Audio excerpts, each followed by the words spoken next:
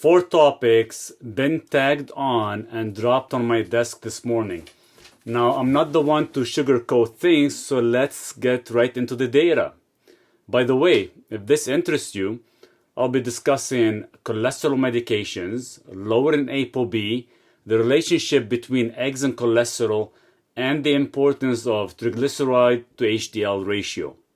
So first up, red yeast rice as a natural alternative to statins for lowering cholesterol. It turns out this has been around for a really long time, like we're talking about 2000 years, all the way back to the Ming Dynasty in China. So in the 1970s, some researchers discovered a compound in red yeast rice called monocolin K. And get this, it is super effective at actually reducing LDL cholesterol. In fact, it was so freaking impressive that they actually patented it and turned it into a first statin medication, which is called lovastatin or Mevacor. And there was even a meta-analysis done that looked at over 20 trials and 6,000 patients, and what they found was that red yeast rice can actually lower LDL cholesterol by about 40 points, which is pretty much the same as taking a low dose of statin. He even actually compared to 2 big trials, one using a statin and the other using red yeast rice, and both were done on people with already existing heart disease. And guess what? The results were basically the same when it came to reducing LDL cholesterol, coronary events, heart-related death, and even overall death. But I know what you're thinking. What about the safety of this stuff? Well, according to the meta-analysis, there weren't any significant difference in liver and kidney problems between red yeast rice and a slight increase in statins. In fact, the liver enzyme levels actually went down in people taking red yeast rice. And you know those annoying muscle aches and pains that people often get with statins? Well, apparently that's not a big issue with red yeast rice supplements.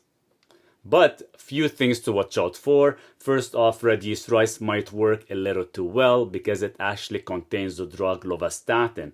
Second, if the fermentation process was not done correctly, it can create this toxin called citrulline, which can actually mess with your liver, kidneys, and digestive system. And finally, there's a lot of difference in the quality and content of red yeast rice supplements from different companies.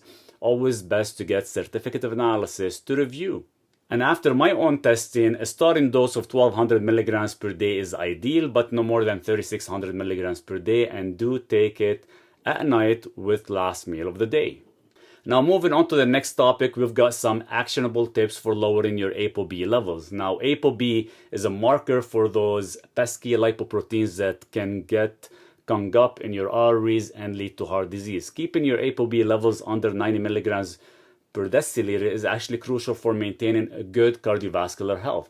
And recent studies have been shown that high ApoB levels can be bad news for your lifespan and increase your risk of coronary heart disease and type 2 diabetes.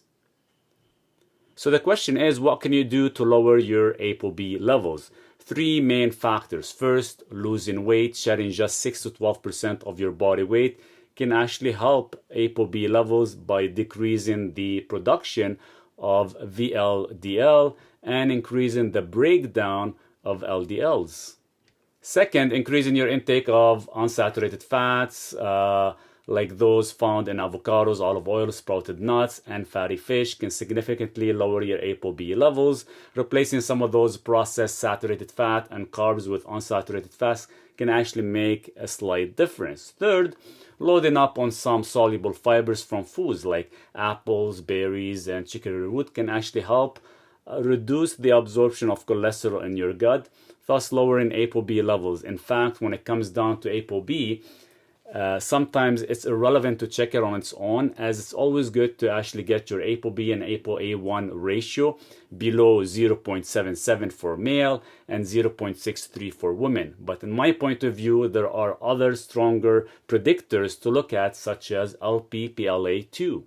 Alright, let's switch gears and talk about eggs and heart disease. There's been a lot of debate over whether eggs are good or bad for your heart health. Some folks say eggs have too much cholesterol, can lead to heart problems, while others claim that eggs are a perfect food and totally heart healthy. Dr. Clayton really digs into the research and comes up with about 19 key points that you don't often hear about on other channels. Here are some of the key highlights. 1. Eggs don't cause heart disease, even the cholesterol-rich yolk. 2. Eggs don't raise your total cholesterol levels. 3. Eggs don't lower your good HDL cholesterol. In fact, they can actually raise it. 4.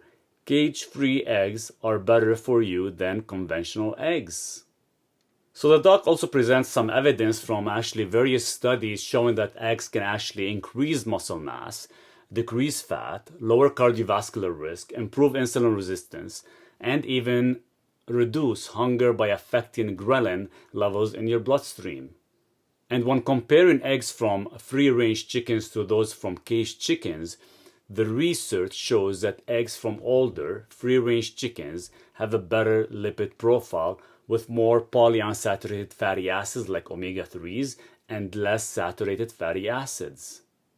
And when it comes to cooking your eggs, the video suggests that hard-boiled eggs are better for protein digestibility in older folks, while poached eggs are good for overall protein and lipid digestion. Poached and omelet-style eggs can actually also improve your vitamin D3 absorption, with omelets being the top choice for vitamin A absorption.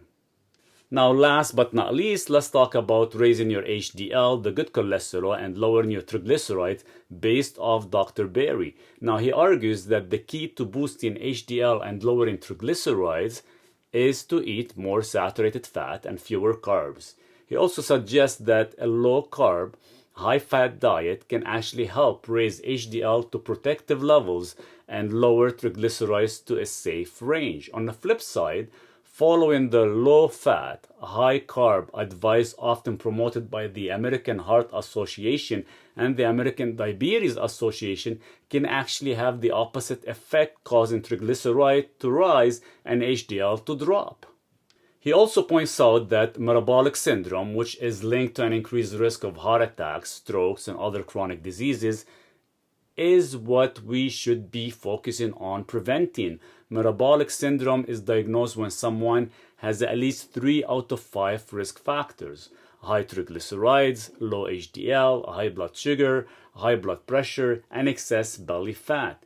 He notes that total cholesterol and LDL levels, which have been heavily emphasized by medical association, are not actually proven to be significant risk factor for metabolic syndrome. So to help address all 5 of these metabolic syndrome risk factors, Dr. Berry recommends a low-carb, high healthy fat diet like the ketogenic diet. He believes this type of eating plan can actually help improve all of these markers without the need for medication. So my final words: triglycerides to HDL ratio should be below 1. This occurs when adapting on a low-carb diet rich in healthy saturated fats and stop eating conventional whole grain. Red yeast rice for lowering cholesterol is quite effective, but ask yourself, is it cholesterol that we have to worry about or our lifestyle? But still, 100% much safer than statins. Instead of worrying too much about your ApoB levels and increasing more fiber intake, get LPPLA2 tested as a better predictor.